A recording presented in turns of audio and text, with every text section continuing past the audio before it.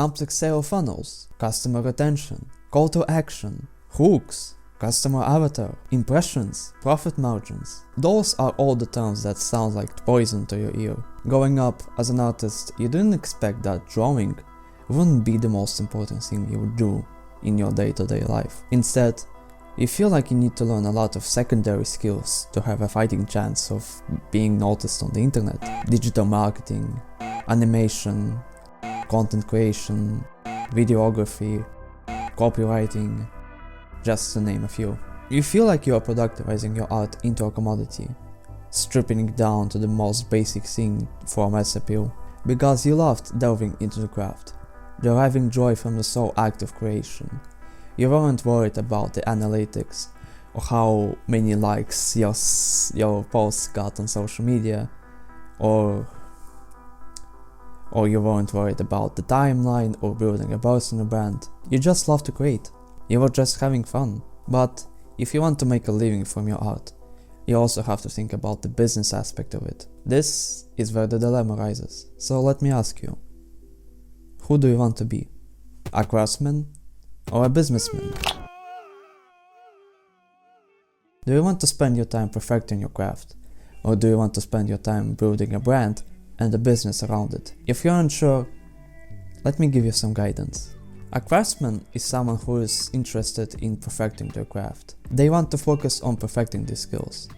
They're not necessarily worried about income or business side of things. A businessman is someone who sees the craft as a business. They are willing to put in the effort to build a brand and subsequently earn a thriving income from it. Now, it's important to understand that being a craftsman or a businessman is not mutually exclusive. You can be both, but it's important to recognize that you would have to sacrifice from one area to excel in another.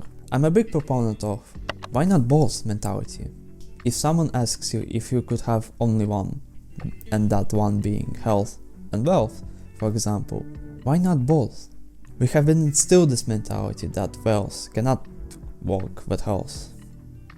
You have to sacrifice your health to get rich, or you have to sacrifice money to remain healthy at an old age.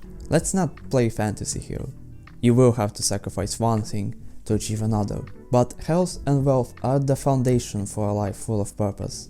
I cannot fathom sacrificing one for another. So anytime someone asks me if I could have one, I always say I want to have both. Because why not? But being a businessman or a craftsman, that's a choice of purpose.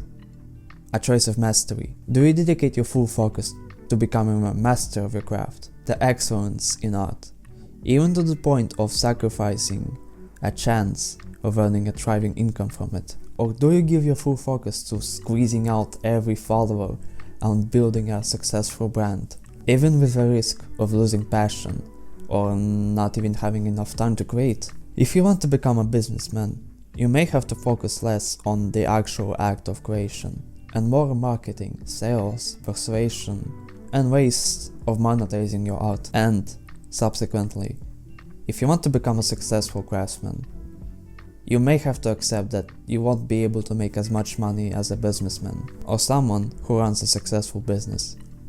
So let me ask you again, which do you want to be?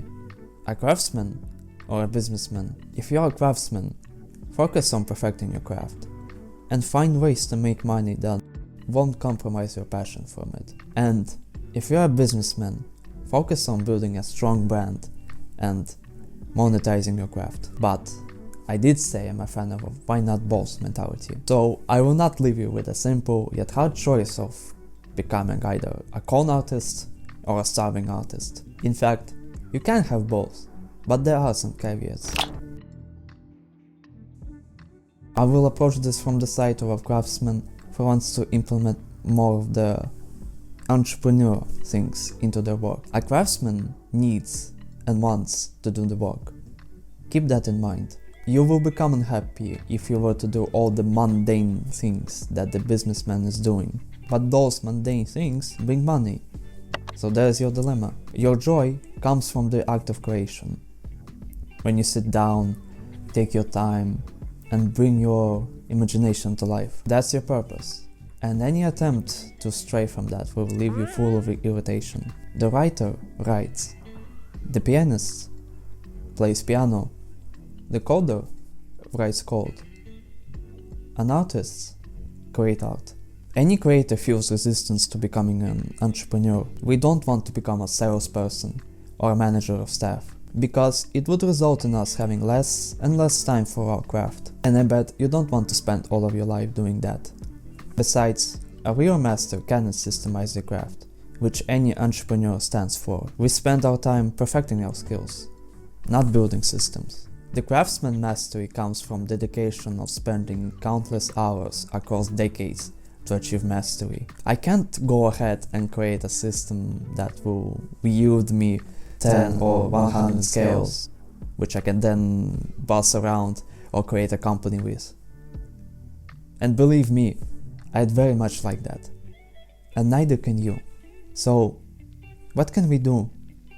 How can we become more successful without sacrificing our passion or our drive to create? These are the things that I'm currently doing, or plan to do in the near future. I am sure as heck aware that I want to be a creator for the rest of my life. I am aware that my heart lies in the creating process. But it doesn't mean I cannot synthesize what businessmen do best, which, in turn, will make my act of creation even better. Let's learn from the entrepreneurs. Yeah, I did just spend a whole paragraph explaining that artists cannot systemize the craft. But we can still systemize the other things, the mundane things in our lives, all in an effort to carve more time for creating. Create a daily routine. Have a weekly recap where you count down your ups and downs and prepare for the next week. Have a fixed schedule where you work and rest. If you have either of those, you know what you need to do and cut out any potential risk of distractions. Yeah, no cap. I have been playing around with creating a routine for myself for over a year now, and if there's one thing that I've noticed, is that you can't prepare for everything. Sure, you can theoretically write what you plan to do each hour for the whole day, but what are the chances of you actually following through with that? Focus on the big picture and deliver moving tasks that will bring you closer to your goals. Let me share what I'm doing. I use the principle of creativity versus productivity. I move the creative task when I'm less active, which is the morning, and move the productive task later in the day. Here is an example of my baseline structure. Yours will vary depending on your situation. After finishing my morning routine and exercise, I set out 2 one-hour blocks of creative tasks. After the afternoon, I set 2 to 3 one-hour blocks of deep work. This is where I turn all of my distractions and focus on the tasks that need to be done. It's important to exercise restraint and tell yourself when you're done. If you're continuously switching between work and rest, you won't be able to benefit from both. If you're continuously switching between work and rest, you won't be able to enjoy the benefits of both. Work and then enjoy the rest. You might also notice some gaps in the timeline.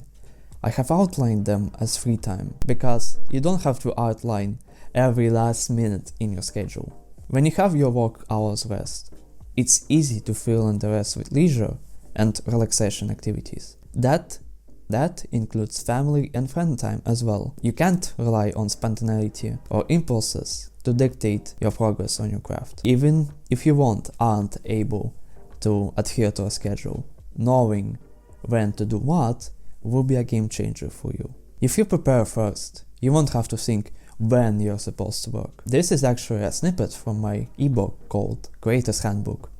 That's a mouthful. I created it as a way to gather all of my tips and tricks I know now, that I know that my younger self would kill to know. It has all of the stuff that I'm doing which helped me to reach my current levels of physical and mental health. Bleh. And you can actually get it for free at Known, the art community that we are creating to help a new generation of artists to thrive in this new landscape. I mentioned this in one of my previous videos, and I'm so happy to say that it's finally live. And I'm not trying to sell you anything yet. I genuinely want to help my peers to achieve their full potential. I'm sure that my younger self would kill to know what I do now, or be surrounded by an amazing community which would help him to create amazing stuff. And this is just one of the many iterations I'm went through.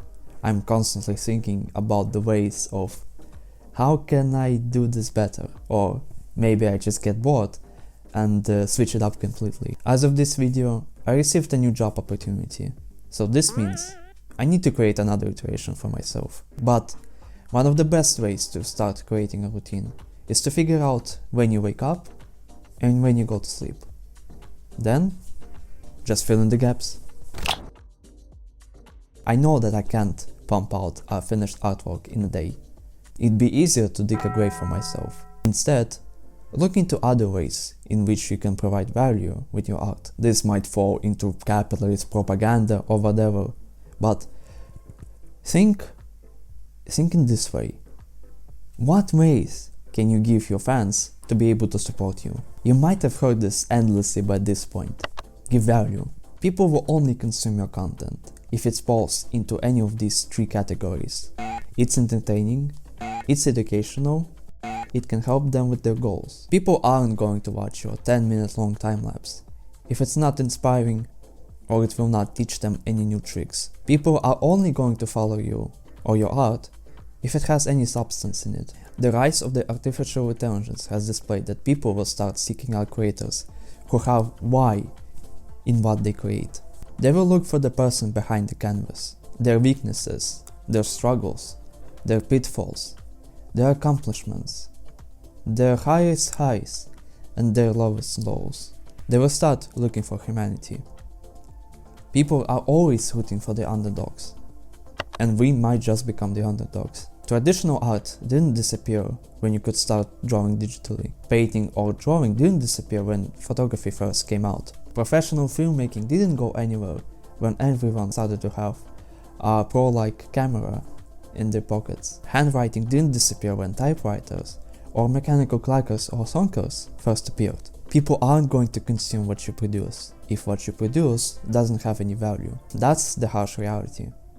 So how do we fix that? Think of yourself 2 years, 2 months, even 2 weeks ago. What do you know now what they don't? What advice can you give to them which will propel them to your current level? And how can you package it to make it reach as many people as possible? What answer you give is what you need to do. Can you create a brushback, a course, an ebook? Can you create content around your art to make it reach a wider audience? Or can you create an art channel to cultivate a strong knit community? Or perhaps you have passion for design as well. Can you publish your art onto merch? Or work with a printing company for prints? Remember my ebook and art community plug? The possibilities are endless. One only has to think. As I said, you can't be creator and entrepreneur in tandem. It's important to understand who you want to be, a craftsman or a businessman. Both have their advantages and disadvantages, but it's up to you to decide which path you want to take. One area has to be sacrificed for another to succeed, but it's not like you can't pull from the strengths of entrepreneurship to strengthen your ability to create. And stop shuddering as a sort of monetizing your art. Your survival is at stake, and you can't create at your fullest if you constantly worry about your bills. With that said, pick up your pen and start drawing. Bye!